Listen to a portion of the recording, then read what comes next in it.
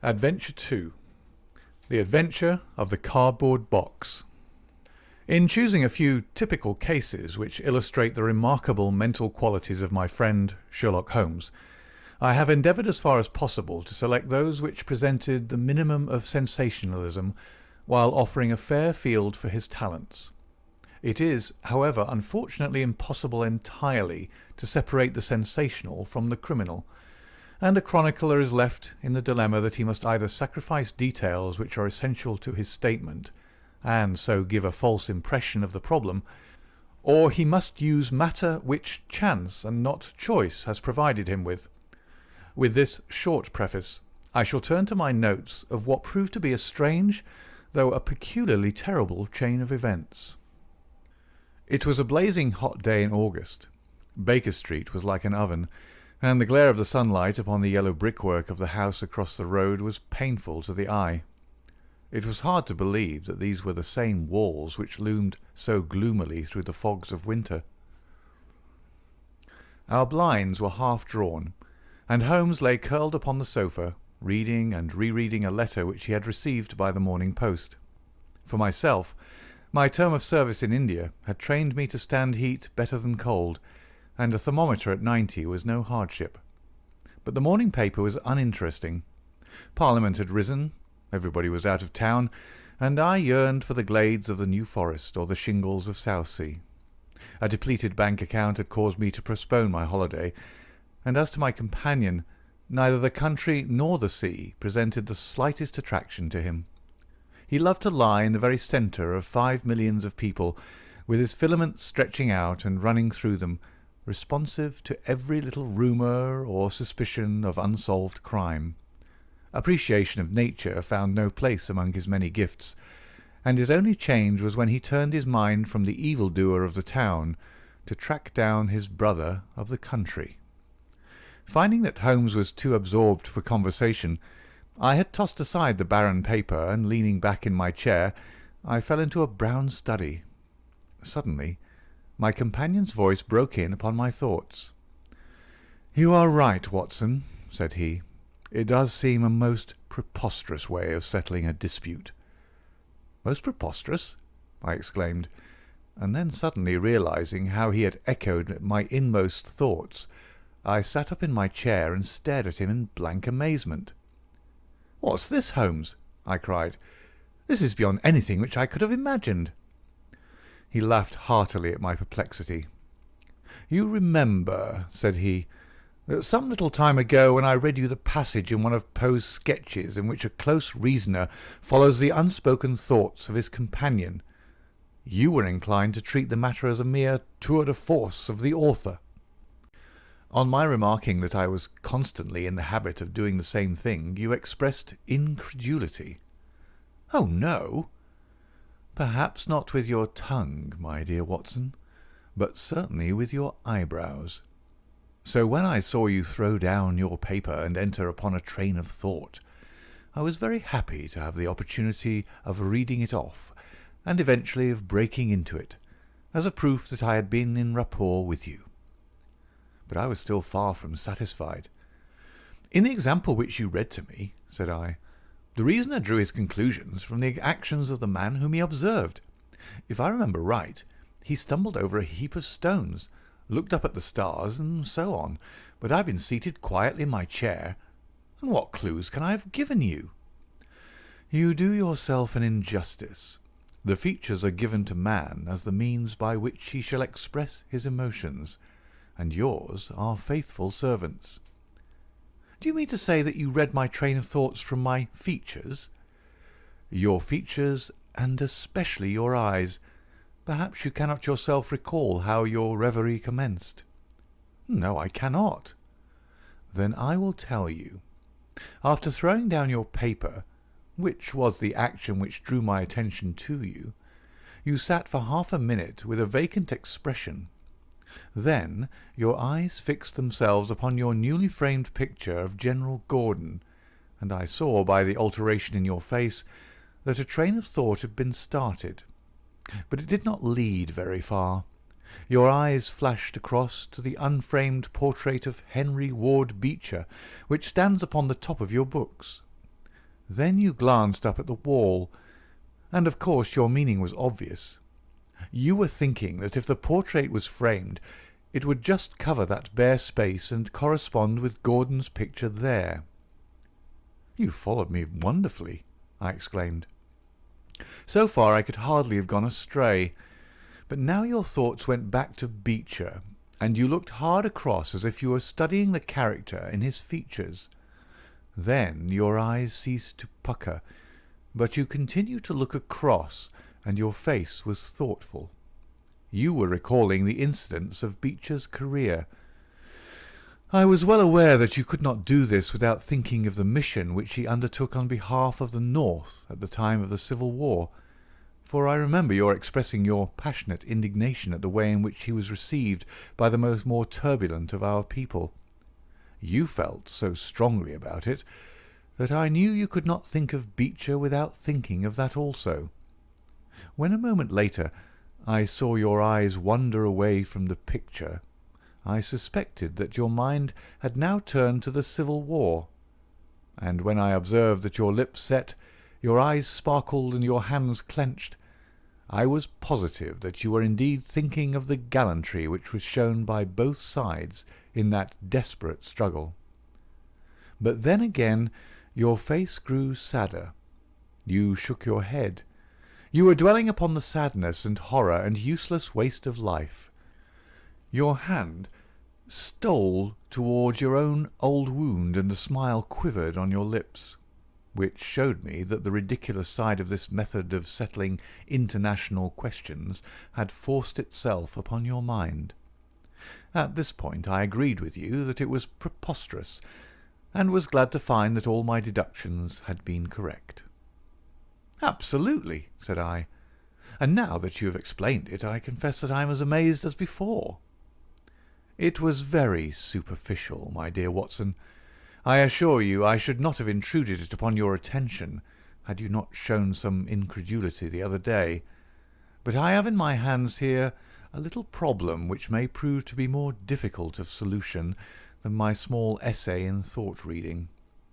Have you observed in the paper a short paragraph referring to the remarkable contents of a packet sent through the post to Miss Cushing of Cross Street, Croydon?"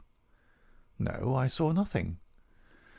"Ah, then you must have overlooked it. Just toss it over to me. Here it is, under the financial column. Perhaps you would be good enough to read it aloud." I picked up the paper, which she had thrown back to me, and read the paragraph indicated. It was headed, "A Gruesome Packet."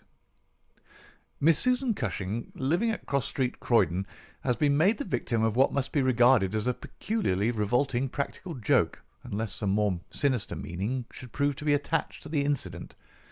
At 2 o'clock yesterday afternoon a small packet, wrapped in brown paper, was handed in by the postman. A cardboard box was inside, which was filled with coarse salt. On emptying this, Miss Cushing was horrified to find 2 human ears, apparently quite freshly severed. The box had been sent by parcel post from Belfast upon the morning before. There's no indication as to the sender, and the matter is the more mysterious as Miss Cushing, who is a maiden lady of 50, has led a most retired life and has so few acquaintances or correspondents that it is a rare event for her to receive anything through the post. Some years ago, however, when she retired at Penge, she let apartments in her house to 3 young medical students, whom she was obliged to get rid of on account of their noisy and irregular habits. The police are of opinion that this outrage may have been perpetrated upon Miss Cushing by these youths, who owed her a grudge and who hoped to frighten her by sending her these relics of the dissecting rooms. Some probability is lent to the theory by the fact that one of these students came from the north of Ireland, and, to the best of Miss Cushing's belief, from Belfast. In the meantime the matter is being actively investigated, Mr. Lestrade, one of the very smartest of our detective officers, being in charge of the case." "So much for the Daily Chronicle," said Holmes as I finished reading. "Now for our friend Lestrade. I had a note from him this morning in which he says, 'I think that this case is very much in your line. We have every hope of clearing the matter up, but we find a little difficulty in getting anything to work upon. We have, of course, wired to the Belfast post office, but a large number of parcels were handed in upon that day, and they have no means of identifying this particular one, or of remembering the sender. The box is a half-pound box of honeydew tobacco, and does not help us in any way.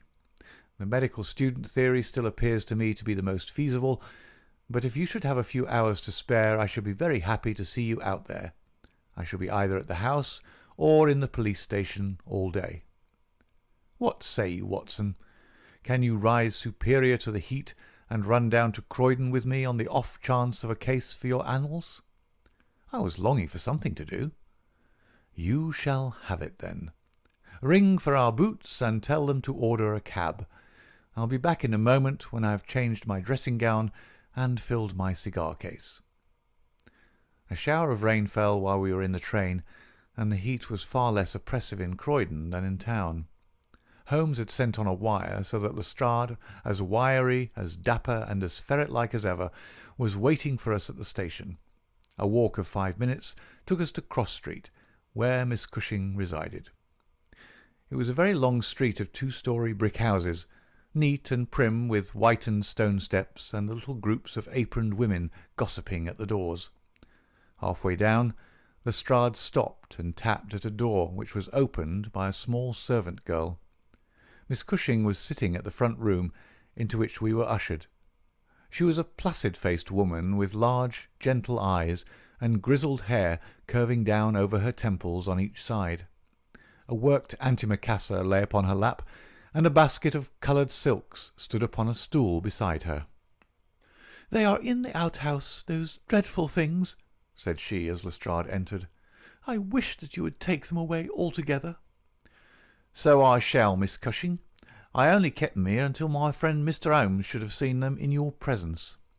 "Why in my presence, sir?" "In case he wished to ask any questions." "What is the use of asking me questions, when I tell you I know nothing whatever about it?" "Quite so, madam," said Holmes in his soothing way.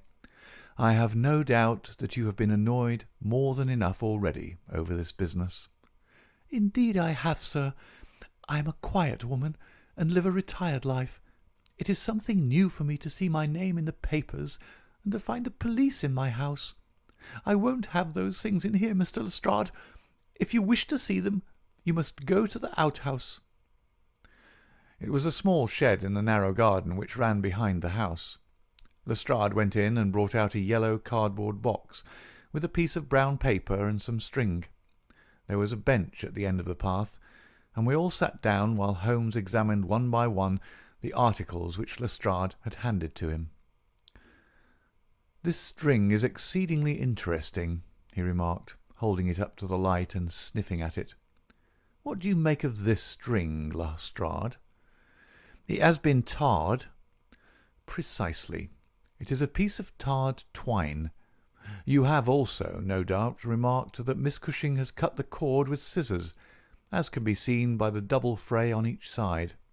This is of importance." "I cannot see the importance," said Lestrade. "The importance lies in the fact that the knot is left intact, and that this knot is of a peculiar character." "It is very neatly tied. I had already made a note to that effect," said Lestrade complacently. "So much for the string, then," said Holmes, smiling. "Now for the box wrapper. Brown paper with a distinct smell of coffee. What, did you not observe it? I think there can be no doubt of it. Address printed in rather straggling characters. Miss S. Cushing, Cross Street, Croydon. Done with a broad-pointed pen, probably a J, and with very inferior ink. The word Croydon has been originally spelled with an I, which has been changed to Y. The parcel was directed then by a man. The printing is distinctly masculine, of limited education, and unacquainted with the town of Croydon. So far, so good. The box is yellow, a half-pound honeydew box, with nothing distinctive, save 2 thumb marks at the left bottom corner. It is filled with rough salt of the quality used for preserving hides and other of the coarser commercial purposes, and embedded in it are these very singular enclosures. He took out the 2 ears as he spoke, and laying a board across his knee, he examined them minutely, while Lestrade and I, bending forward on each side of him, glanced alternately at these dreadful relics and at the thoughtful, eager face of our companion. Finally, he returned them to the box once more and sat for a while in deep meditation.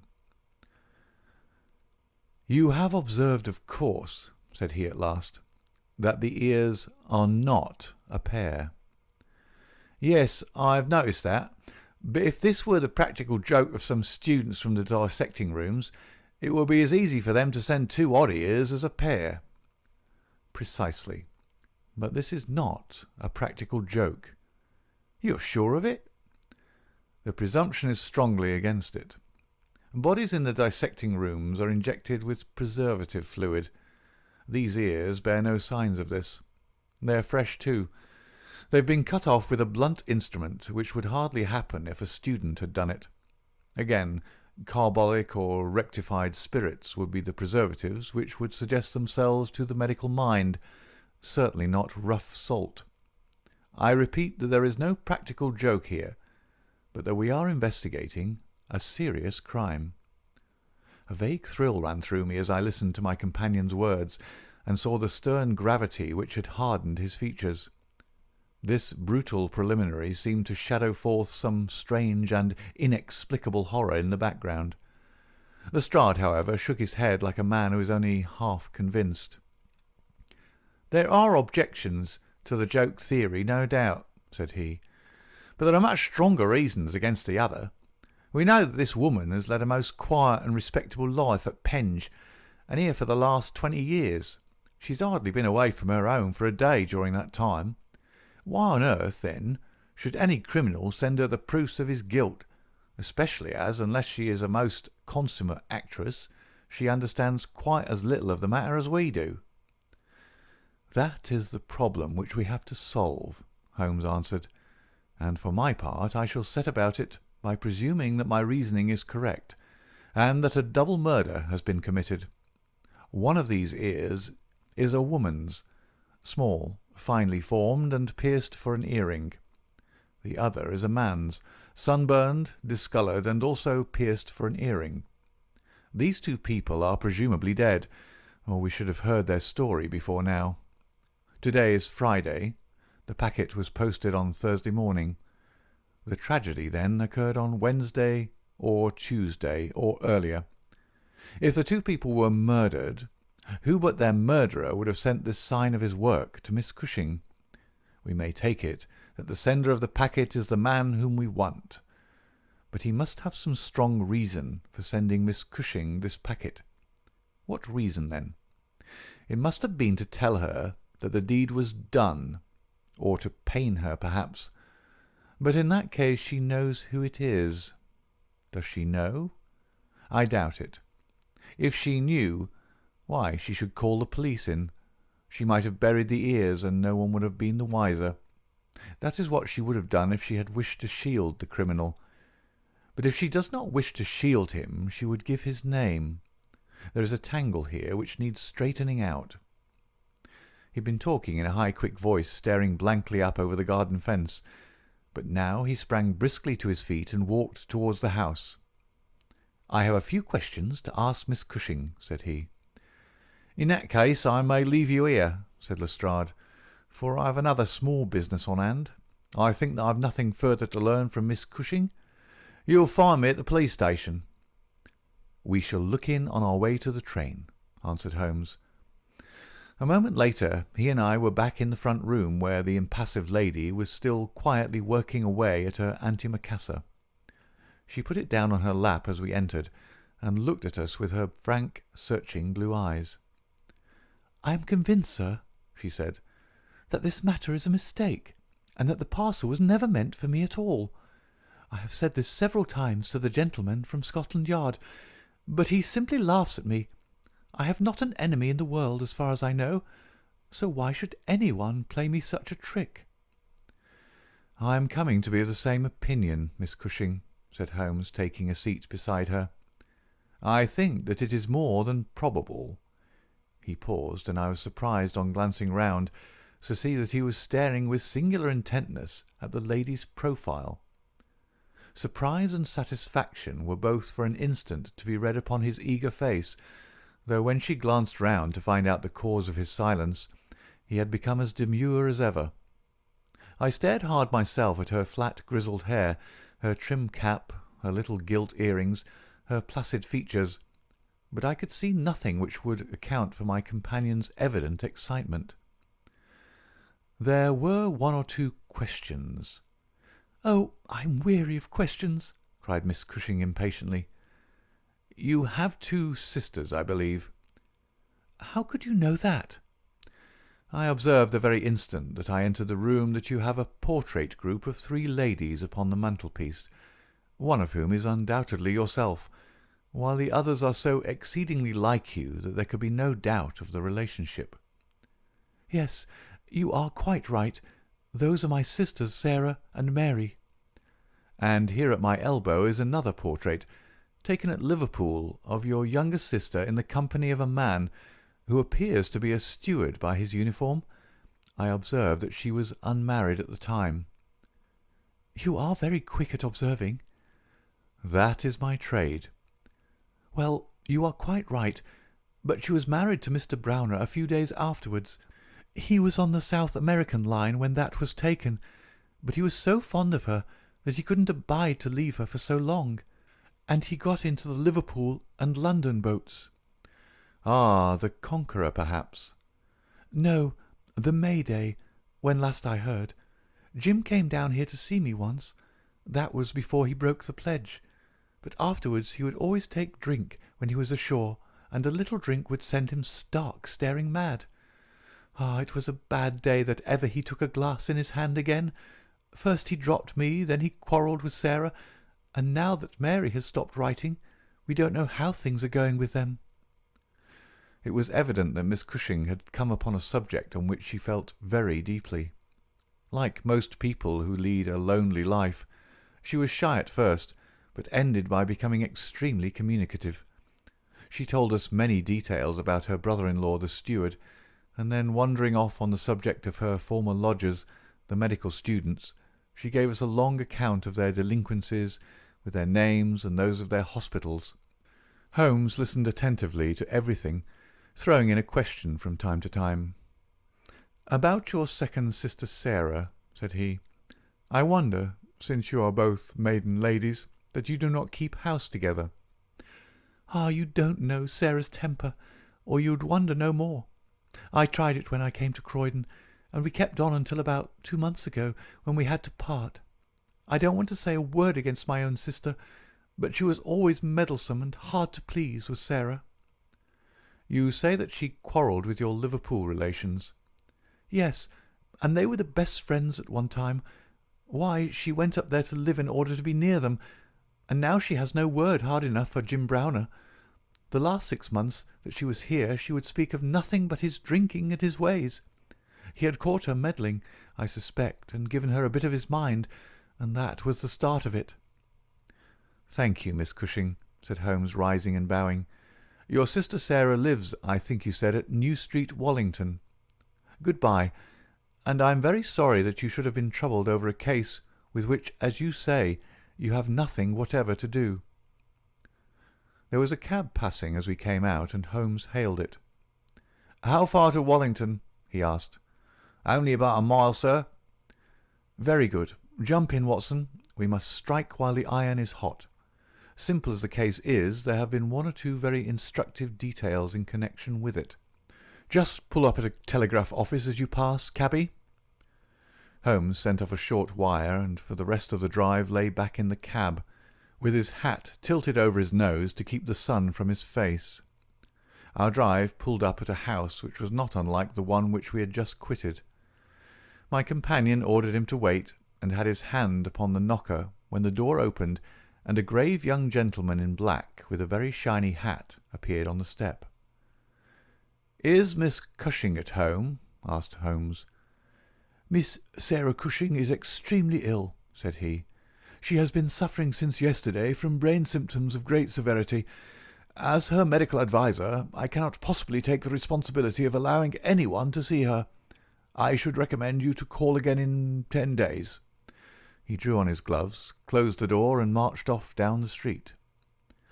"Well, if we can't, we can't," said Holmes cheerfully. "Perhaps she could not or would not have told you much." "I did not wish her to tell me anything. I only wanted to look at her. However, I think that I have got all that I want. Drive us to some decent hotel, cabby, where we may have some lunch, and afterwards we shall drop down upon friend Lestrade at the police station." We had a pleasant little meal together, during which Holmes would talk about nothing but violins, narrating with great exultation how he had purchased his own Stradivarius, which was worth at least 500 guineas, at a Jew broker's in Tottenham Court Road for 55 shillings. This led him to Paganini, and we sat for an hour over a bottle of claret, while he told me anecdote after anecdote of that extraordinary man. The afternoon was far advanced, and the hot glare had softened into mellow glow before we found ourselves at the police station. Lestrade was waiting for us at the door. "A telegram for you, Mr. Holmes," said he. "Ha! It is the answer." He tore it open, glanced his eyes over it, and crumpled it into his pocket. "That's all right," said he. "Have you found out anything?" "I have found out everything." "What?" Lestrade stared at him in amazement. "You're joking." "I was never more serious in my life. A shocking crime has been committed, and I think I have now laid bare every detail of it." "And the criminal?" Holmes scribbled a few words upon the back of one of his visiting cards and threw it over to Lestrade. "That is the name," he said. "You cannot effect an arrest until tomorrow night at the earliest. I should prefer that you do not mention my name at all in connection with the case, as I choose to be only associated with those crimes which present some difficulty in their solution. Come on, Watson." We strode off together to the station, leaving Lestrade still staring with a delighted face at the card which Holmes had thrown him.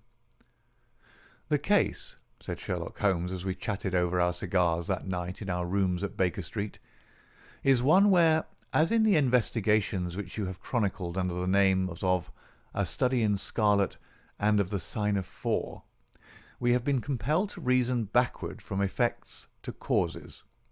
I have written to Lestrade, asking him to supply us with the details which are now wanting, and which he will only get after he has secured his man. That he may be safely trusted to do, for although he is absolutely devoid of reason, he is as tenacious as a bulldog when he once understands what he has to do, and indeed it is just this tenacity which has brought him to the top at Scotland Yard." "Your case is not complete, then?" I asked. "It is fairly complete in essentials. We know who the author of the revolting business is, although one of the victims still escapes us. Of course, you have formed your own conclusions." "I presume that this Jim Browner, the steward of a Liverpool boat, is the man whom you suspect." "Oh, it is more than a suspicion." "And yet I cannot see anything save very vague indications." "On the contrary. To my mind nothing could be more clear. Let me run over the principal steps. We approached the case, you remember, with an absolutely blank mind, which is always an advantage. We had formed no theories. We were simply there to observe and to draw inferences from our observations. What did we see first? A very placid and respectable lady who seemed quite innocent of any secret, and a portrait which showed me that she had 2 younger sisters. It instantly flashed across my mind that the box might have been meant for one of these. I set the idea aside as one which could be disproved or confirmed at our leisure. Then we went to the garden, as you remember, and we saw the very singular contents of the little yellow box. The string was of the quality which is used by sailmakers aboard ship, and at once a whiff of the sea was perceptible in our investigation. When I observed that the knot was one which is popular with sailors, that the parcel had been posted at a port, and that the male ear was pierced for an earring, which is so much more common among sailors than landsmen, I was quite certain that all the actors in the tragedy were to be found among our seafaring classes. When I came to examine the address of the packet, I observed that it was to Miss S. Cushing, Now the oldest sister would of course be Miss Cushing, and although her initial was S, it might belong to one of the others as well. In that case, we should have to commence our investigation from a fresh basis altogether. I therefore went into the house with the intention of clearing up this point. I was about to assure Miss Cushing that I was convinced that a mistake had been made, when you may remember that I came suddenly to a stop. The fact was that I had just seen something which filled me with surprise, and at the same time narrowed the field of our inquiry immensely. As a medical man, you are aware, Watson, that there is no part of the body which varies so much as the human ear. Each ear is as a rule quite distinctive and differs from all other ones.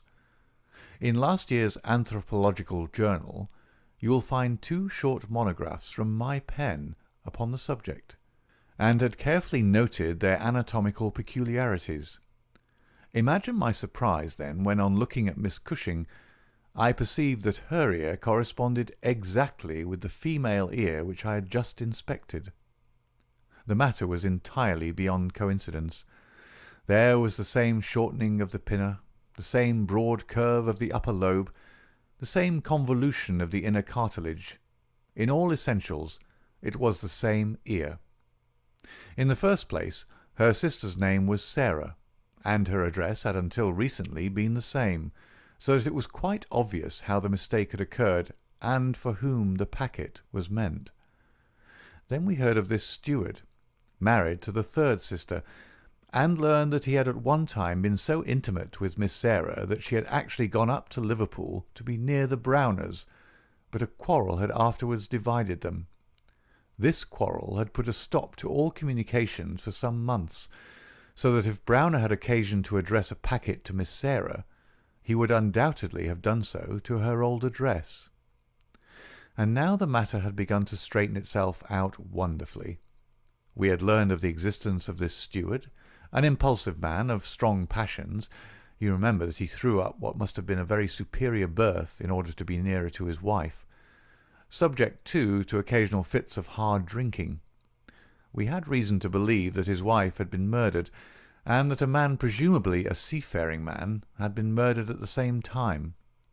Jealousy, of course, at once suggests itself as the motive for the crime. And why should these proofs of the deed be sent to Miss Sarah Cushing? Probably because during her residence in Liverpool she had some hand in bringing about the events which led to the tragedy. You will observe that this line of boats call at Belfast, Dublin, and Waterford, so that presuming that Browner had committed the deed, and had embarked at once upon his steamer, the Mayday, Belfast would be the first place at which he could post his terrible packet. A second solution was at this stage obviously possible, and although I thought it exceedingly unlikely, I was determined to elucidate it before going further. An unsuccessful lover might have killed Mr. Browner and Mrs. Browner, and the male ear might have belonged to the husband. There were many grave objections to this theory, but it was conceivable. I therefore sent off a telegram to my friend Algar of the Liverpool force, and asked him to find out if Mrs. Browner were at home, and if Browner had departed in the Mayday. Then we went on to Wallington to visit Miss Sarah. I was curious in the first place to see how far the family ear had been reproduced in her. Then, of course, she might give us very important information. But I was not sanguine that she would. She must have heard of the business the day before, since all Croydon was ringing with it, and she alone could have understood for whom the packet was meant. If she had been willing to help justice, she would probably have communicated with the police already. However, it was clearly our duty to see her, so we went. We found that the news of the arrival of the packet, for her illness dated from that time, had such an effect upon her as to bring on brain fever. It was clearer than ever that she understood its full significance, but equally clear that we should have to wait for some time for any assistance from her. However, we were really independent of her help. Our answers were waiting for us at the police station, where I had directed Algar to send them. Nothing could be more conclusive. Mrs. Browner's house had been closed for more than 3 days, and the neighbours were of opinion that she had gone south to see her relatives. It had been ascertained at the shipping offices that Browner had left aboard the Mayday, and I calculate that she is due in the Thames tomorrow night. When he arrives, he will be met by the obtuse but resolute Lestrade, and I have no doubt that we shall have all our details filled in. Sherlock Holmes was not disappointed in his expectations. 2 days later he received a bulky envelope, which contained a short note from the detective and a typewritten document which covered several pages of foolscap. "Lestrade has got him all right," said Holmes, glancing up at me. "Perhaps it would interest you to hear what he says. My dear Mr. Holmes, in accordance with the scheme which we had formed in order to test our theories—" The "we" is rather fine, Watson, is it not? "I went down to the Albert Dock yesterday at 6 p.m. and boarded the SS Mayday, belonging to the Liverpool, Dublin and London Steam Packet Company. On inquiry, I found that there was a steward on board of the name of James Browner, and that he had acted during the voyage in such an extraordinary manner that the captain had been compelled to relieve him of his duties. On descending to his berth, I found him seated upon a chest with his head sunk upon his hands, rocking himself to and fro. He's a big, powerful chap, clean-shaven and very swarthy, something like Aldridge, who helped us in the bogus laundry affair. He jumped up when he heard my business, and I had my whistle to my lips to call a couple of river police who were round the corner, but he seemed to have no heart in him, and he held out his hands quietly enough for the darbies. We brought him along to the cells, and his box as well, for we thought there might be something incriminating, but bar a big sharp knife, such as most sailors have, we got nothing for our trouble. However, we find that we shall want no more evidence, for on being brought before the inspector at the station, he asked leave to make a statement, which was of course taken down just as he made it by our shorthand man. We had 3 copies typewritten, one of which I enclose. The affair proves, as I always thought it would, to be an extremely simple one. But I am obliged to you for assisting me in my investigation. With kind regards, yours very truly, G. Lestrade. The investigation really was a very simple one, remarked Holmes, but I don't think it struck him in that light when he first called us in. However, let us see what Jim Browner has to say for himself. This is his statement as made before Inspector Montgomery at the Shadwell police station, and it has the advantage of being verbatim. "Have I anything to say? Yes, I have a deal to say. I have to make a clean breast of it all. You can hang me, or you can leave me alone. I don't care a plug which you do. I tell you I've not shut an eye in sleep since I did it, and I don't believe I ever will again until I get past all waking. Sometimes it's his face, but most generally it's hers. I'm never without one or the other before me. He looks frowning and black-like, but she has a kind of surprise upon her face. I, the white lamb, she might well be surprised when she read death on a face that had seldom looked anything but love upon her before. But it was Sarah's fault, and may the curse of a broken man put a blight on her and set the blood rotting in her veins. It's not that I want to clear myself. I know that I went back to drink, like the beast that I was. But she would have forgiven me, she would have stuck as close to me as rope to a block, if that woman had never darkened our door. For Sarah Cushing loved me. That's the root of the business. She loved me until all her love turned to poisonous hate, when she knew that I thought more of my wife's footmark in the mud than I did of her whole body and soul. There were 3 sisters altogether. The old one was just a good woman, the second was a devil, and the third was an angel.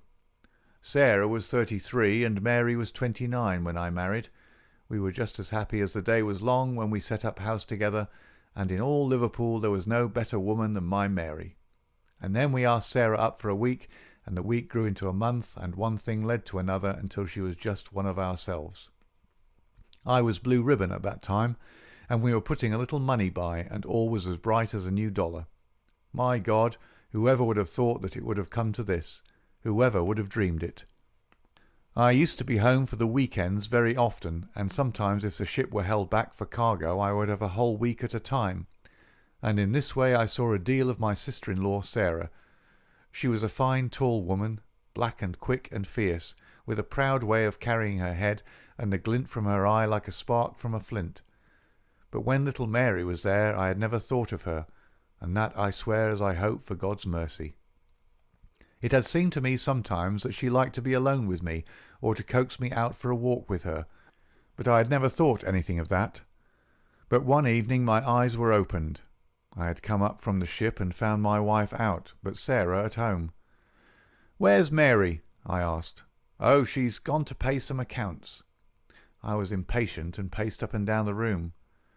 "Can't you be happy for 5 minutes without Mary, Jim?" says she. "It's a bad compliment to me that you can't be contented with my society for so short a time." "That's all right, my lass," said I, putting out my hand toward her in a kindly way, but she had it in both hers in an instant, and they burned as if they were in a fever.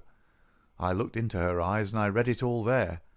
There was no need for her to speak, nor for me either. I frowned and drew my hand away. Then she stood by my side in silence for a bit, and then put up her hand and patted me on the shoulder. "Steady, old Jim," said she, and with a kind of mocking laugh she ran out of the room. Well, from that time Sarah hated me with her whole heart and soul, and she is a woman who can hate too. I was a fool to let her go on biding with us, a besotted fool, but I never said a word to Mary, for I knew it would grieve her. Things went on much as before, but after a time I began to find that there was a bit of a change in Mary herself.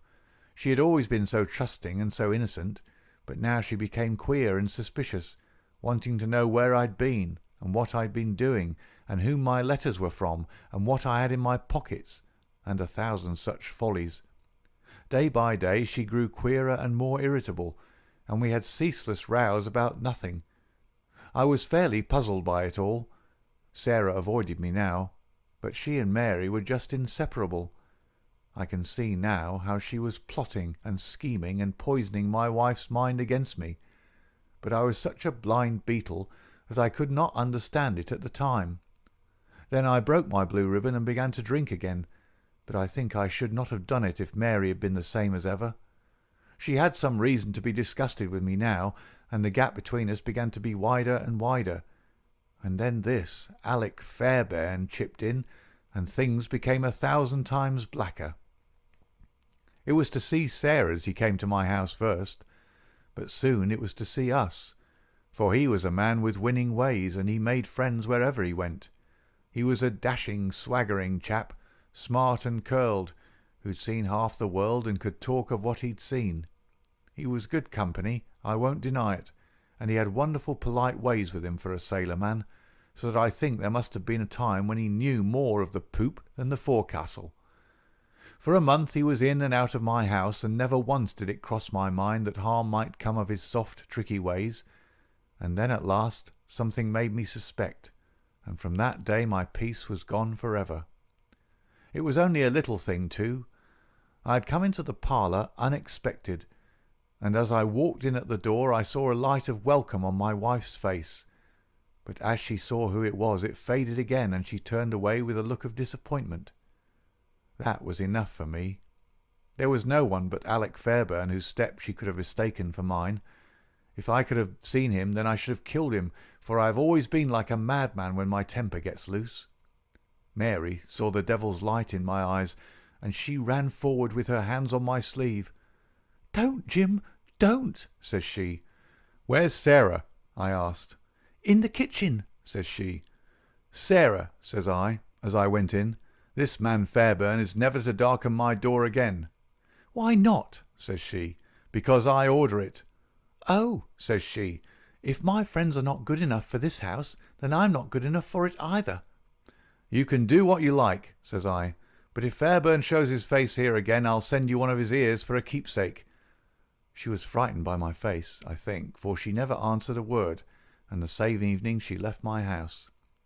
Well, I don't know now whether it was pure devilry on the part of this woman, or whether she thought that she could turn me against my wife by encouraging her to misbehave. Anyway, she took a house just 2 streets off and let lodgings to sailors. Fairbairn used to stay there, and Mary would go round to have tea with her sister and him. How often she went I don't know, but I followed her one day, and as I broke in at the door, Fairbairn got away over the back garden wall like the cowardly skunk that he was.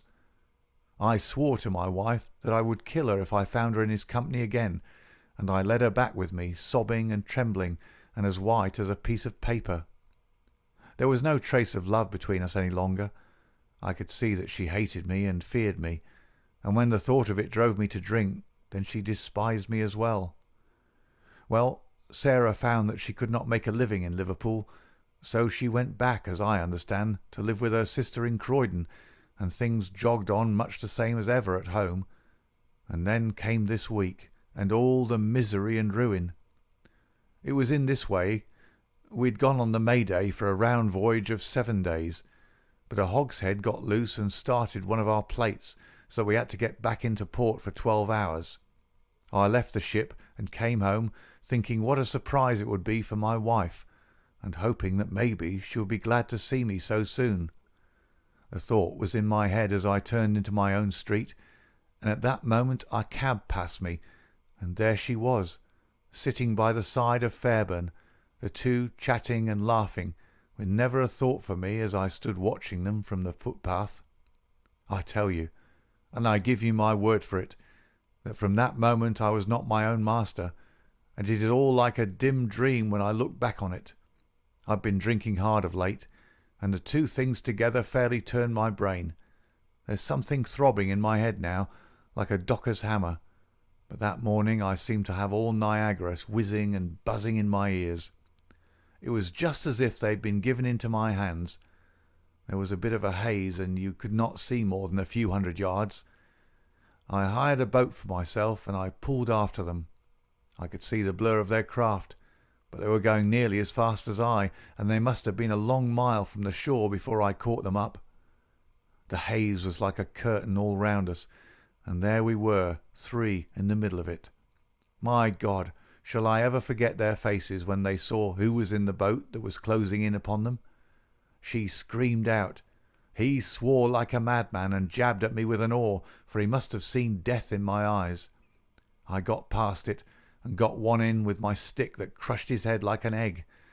I would have spared her, perhaps, for all my madness, but she threw her arms round him, crying out to him and calling him Alec. I struck again, and she lay stretched beside him. I was like a wild beast then that had tasted blood. If Sarah had been there, by the Lord, she would have joined them. I pulled out my knife, and well, there, I've said enough. It gave me a kind of savage joy when I thought how Sarah would feel when she had such signs as these of what her meddling had brought about. Then I tied the bodies into the boat, stove a plank, and stood by until they had sunk. I knew very well that the owner would think that they had lost their bearings in the haze and had drifted off out to sea. I cleaned myself up, got back to land, and joined my ship without a soul having a suspicion of what had passed. That night I made up the packet for Sarah Cushing, and next day I sent it from Belfast. There you have the whole truth of it. You can hang me or do what you like with me, but you cannot punish me as I have been punished already. I cannot shut my eyes, but I see those two faces staring at me as they stared when my boat broke through the haze. I killed them quick, but they're killing me slow, and if I have another night of it, I shall be either mad or dead before morning. You won't put me alone into a cell, sir. For pity's sake, don't, and may you be treated in your day of agony as you treat me now." "What is the meaning of it, Watson?" said Holmes solemnly, as he laid down the paper. "What object is served by this circle of misery and violence and fear? It must tend to some end, or else our universe is ruled by chance, which is unthinkable. But what end? There is the great standing perennial problem to which human reason is as far from an answer as ever." End of The Adventure of the Cardboard Box.